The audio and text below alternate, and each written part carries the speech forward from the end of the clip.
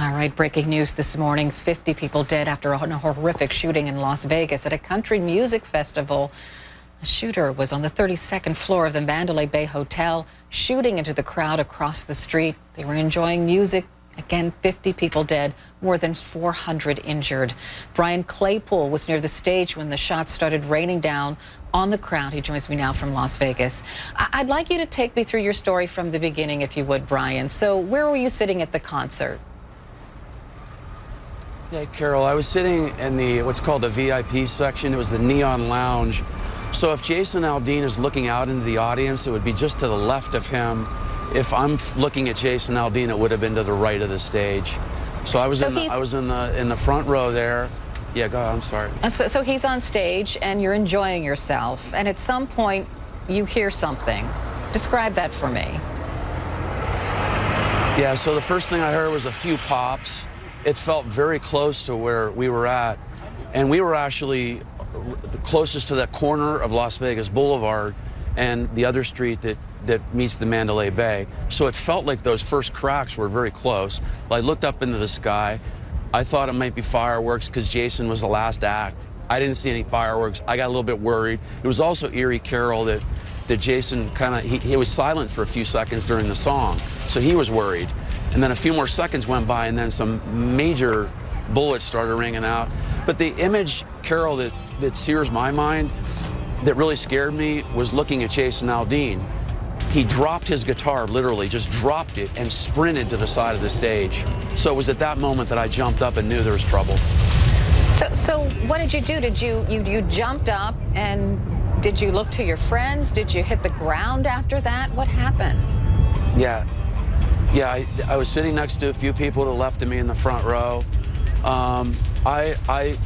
You know, what was sad about it was a lot of people, Carol, were frozen in time.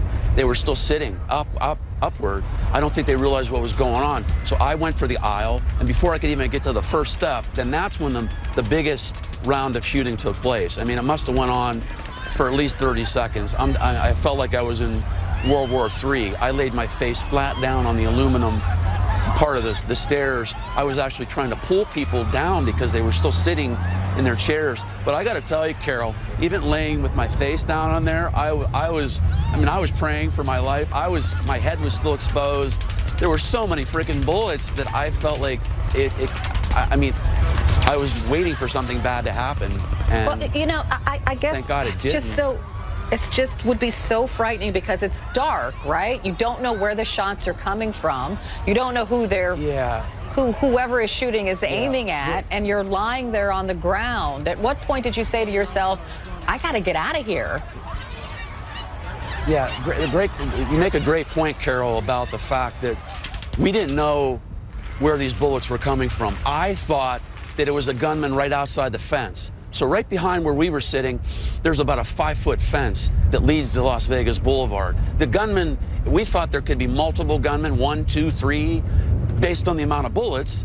And we thought that the gunman could just jump over the fence and then we're toast. I mean, we have no chance of surviving then. So that's what's going through my mind when I'm laying on the ground. Now, in a minute he starts reloading, I then sprint down the stairs and I exit the VIP area, and I see a very heroic man next to an open door. This man was incredible.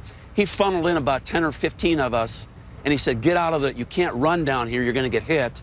Because I was going north and I was in an open area. Puts us in this little room. It was kind of like a production room underneath a bleacher. And Carol, one of the other most chilling moments for me is when I got into that room, I saw about 5 or 6 young women. I mean, they must have been 20 to 22 years old. And Brian, I hate to interrupt you, but